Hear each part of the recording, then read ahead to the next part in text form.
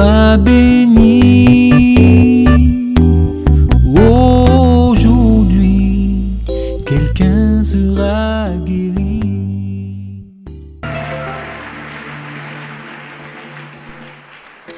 Amen.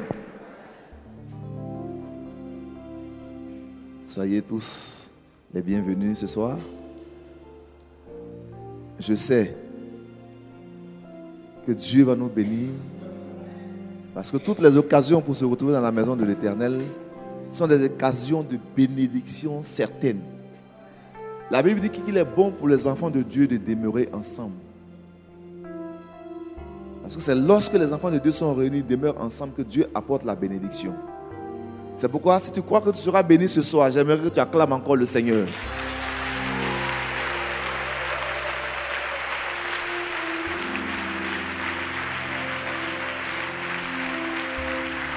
Le Seigneur s'est choisi un canal. Celui qui va nous apporter la parole ce soir, il est déjà passé ici. Amen. Et il est passé et Dieu l'a utilisé pour nous bénir. Et je sais que Dieu va l'utiliser pour te bénir ce soir. Amen.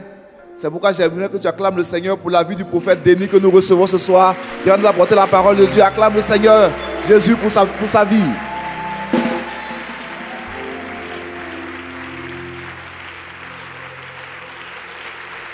Bonsoir. Tu peux mieux faire pour Jésus?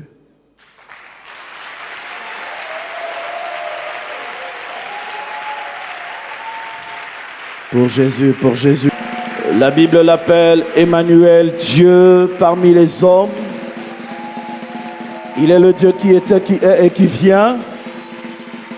Celui qui dit une chose et la chose arrive à l'existence.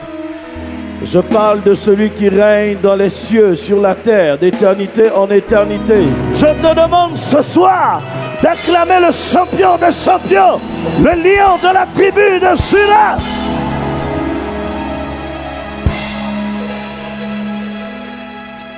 Je crois en une chose ce soir. Par tes acclamations, le miracle est possible dans ta vie. Je dis par tes acclamations, le miracle est possible dans ta vie ce soir. L'aveugle peut voir, le sourd peut entendre, le boiteux peut se lever et marcher. La lèpre peut disparaître, le sida peut disparaître dans les corps ce soir. Par la plénitude de la puissance du Saint-Esprit, c'est possible. À travers tes acclamations ce soir, c'est possible.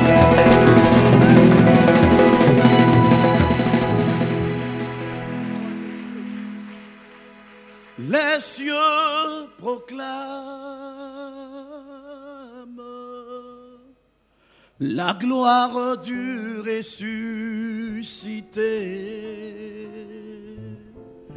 Rien n'est égal à la bonté du Seigneur. À jamais tu seras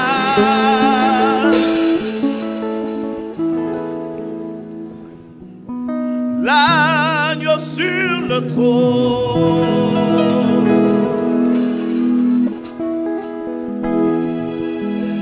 Je fléchis les genoux.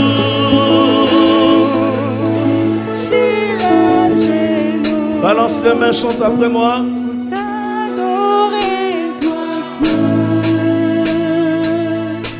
Est-ce qu'on peut tous se mettre à genoux pour adorer le roi des rois, s'il vous plaît? Jamais tu seras. Tu seras l'agneau sur le trône. L'agneau sur le trône. Oh, oh, je fléchis les genoux. Je fléchis les genoux. Yeah. T'adorer toi seul. Jésus. Les cieux proclament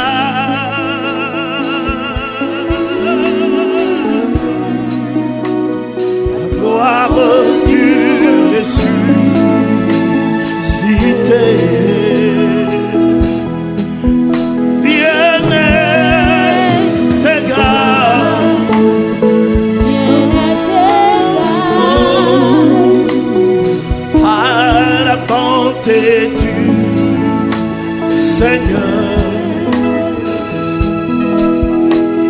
À jamais tu seras. À jamais tu seras. L'agneau sur le trône. L'agneau sur le trône. Je fléchis Les genoux, je fléchis les genoux pour t'adorer toi seul. Jésus, je veux chanter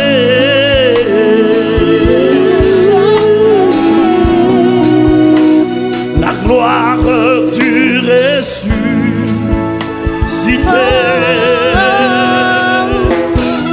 Agneau immolé,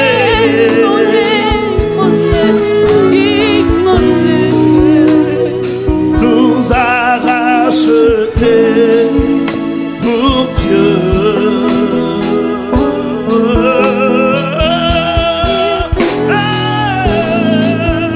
À jamais tu seras.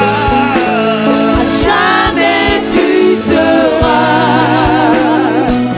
L'agneau sur le trône. L'agneau sur le trône. Je fléchis les genoux. Je fléchis les genoux pour t'adorer toi seul.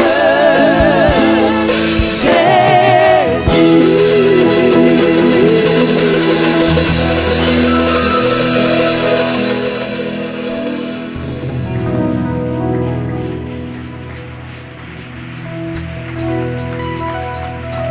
Alléluia.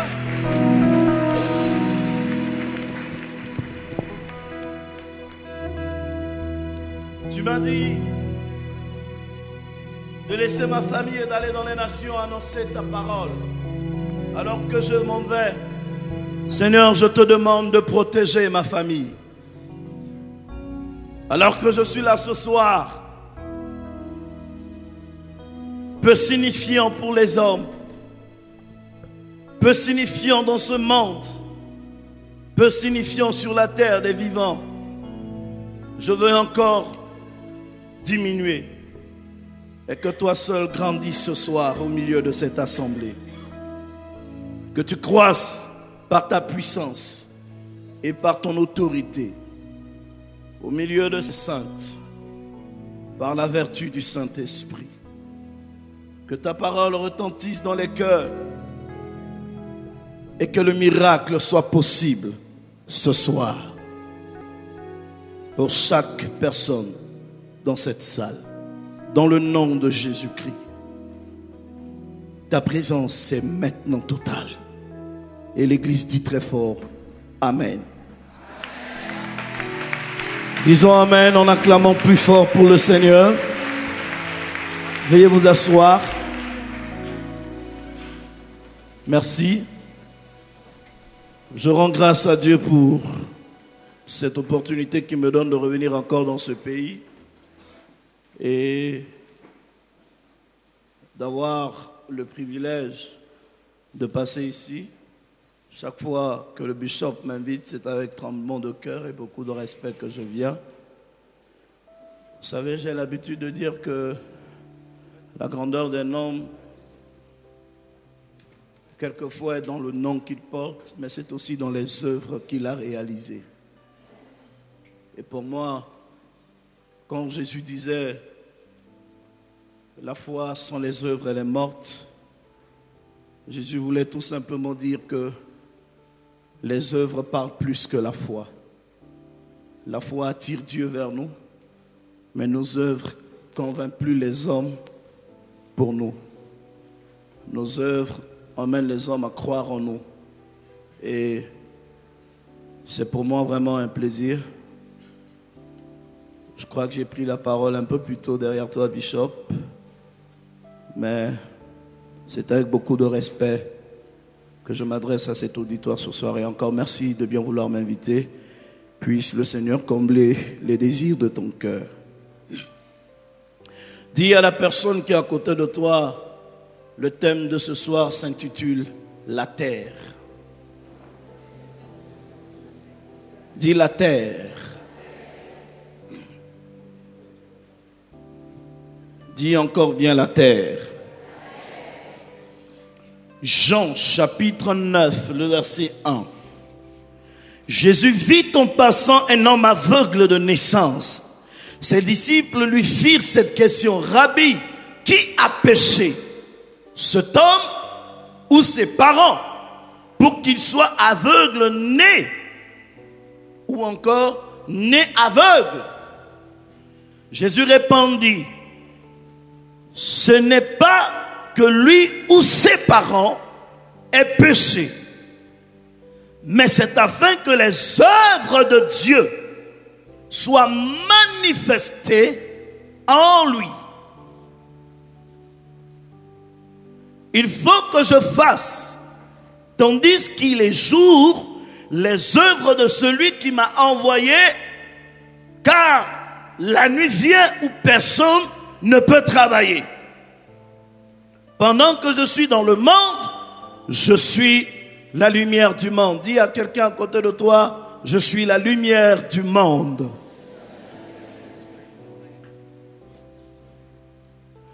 Verset 6. Après avoir dit cela, il cracha à terre et il fit de la boue avec sa salive, puis il appliqua cette boue sur les yeux de l'aveugle et lui dit, va et lave-toi au réservoir de Siloé, nom qui signifie envoyé. Il y alla, se lava et s'en retourna, voyant clair. Dis à la personne qui est à côté de toi, voyons clair. Amen. Amen. Amen. Est-ce qu'on peut décoller ce soir? Touche la personne qui est à côté de toi, dis, est-ce qu'on peut décoller? Dis à quelqu'un à côté de toi, le prophète veut prendre son envol. Dis, nous voulons décoller maintenant. Maintenant, dis à quelqu'un prophétiquement, attache bien ta ceinture. Dis-le. Dis, répète, dis prophétiquement, attache bien ta ceinture. Hein? Voilà une histoire que nous venons de lire. Un homme qui est né parmi une population, parmi un peuple. Et la Bible dit, pendant qu'il naissait, il était né aveugle. Tout le monde dans la cité savait qu'il était un aveugle. Et puis tout le monde commençait à se poser la question de savoir d'où provient cette malédiction de cécité dans sa vie. Et certaines personnes, la Bible dit, quand Jésus l'a vu passer, les disciples et d'autres personnes qui étaient autour de Jésus ont commencé à poser la question à Jésus de savoir, est-ce que ce sont ses parents qui ont péché pour que lui, il puisse être aveugle né, ou c'est comment, ou c'est lui-même qui a péché? Vous savez, deux fois dans la vie, il y a des situations que nous traversons auxquelles le monde veut donner une interprétation de ce qui ne conviennent pas. Il y a des moments dans la vie où nous affrontons certaines situations où le monde veut donner à cette situation une interprétation qui n'est pas juste à ce que nous sommes en train de traverser. Combien de personnes dans leur famille, pas parce que tu t'es pas marié et tout le monde dans ta famille commence à t'accuser, pas parce que tu n'as pas eu l'argent très tôt et dans ta famille les gens commencent à te rejeter, pas parce que tu n'as pas eu des enfants que les gens t'accusent quand tu as commis l'adultère ou tu as commis la fornication, pas parce que tu as travaillé toute la vie et tu n'as pas construit la maison, subitement les gens commencent à lancer des flèches contre toi. Tout le monde veut chercher à comprendre, mais pourquoi telle situation t'arrive-t-il? Je suis venu dire à quelqu'un dans cette église ce soir, dis le prophète, je veux écouter. Dis prophète, dis-nous pourquoi, je veux comprendre.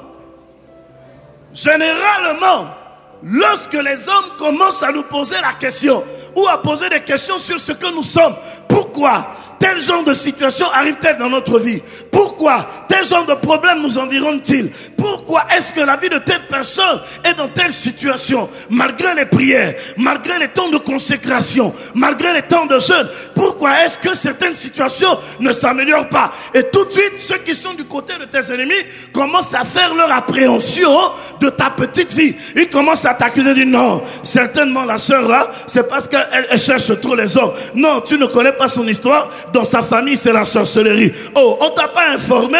Ils sont victimes d'une malédiction il y a des années. Et puis tout le monde veut te donner l'image de ceux qui ne comprennent pas. Écoutez-moi bien. Lorsque les hommes commencent à vous accuser des choses qui n'ont pas d'interprétation, c'est tout simplement parce que les hommes n'ont pas encore la connaissance exacte de comprendre ce que vous êtes en train de traverser. Il y a une chose que vous devez retenir, c'est quoi? Les choses que Dieu veut faire avec vous ne seront jamais connues des hommes. Ça restera toujours caché dans le secret de Dieu.